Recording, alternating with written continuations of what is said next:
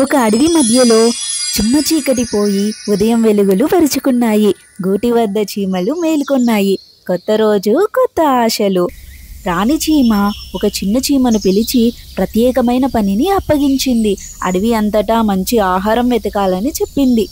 చిన్న చీమ ధైర్యంగా ముందుకు సాగింది. కొండలు, గడ్డి తడారులు దాటి ప్రయాణం మొదలెట్టింది. కొద్దిసేపటిలోనే ఓ పెద్ద నది దారి అడ్డుకుంది. నీటి ప్రవాహం ఉవ్వెత్తున ఒరిగిపోయింది. కానీ ఆ చీమ తెలివిగా ఆలోచించి ఓ ఆకును పడవలా చేసి నదిని దాటి ముందుకెళ్ళింది. అకస్మాత్తుగా మేఘాలు కమ్ముకున్నాయి. మేఘగర్జనలు, వర్షం మొదలయ్యాయి. చీమ తడుస్తూ ఓ రాయి కింద ఆశ్రమం తీసుకుంది. అప్పుడే ఓ అందమైన లేడీ బగ్ చీమను చూసింది. స్నేహంగా తను ఉన్న మష్రూమ్ కింద తడవకుండా రక్షించింది. వర్షం తగ్గిన తర్వాత చిన్న చీమ ఒక స్వర్ణ ప్రదేశానికి చేరింది. అక్కడ చక్కెర ముక్కలు, గింజలు అన్నీ కనిపించాయి.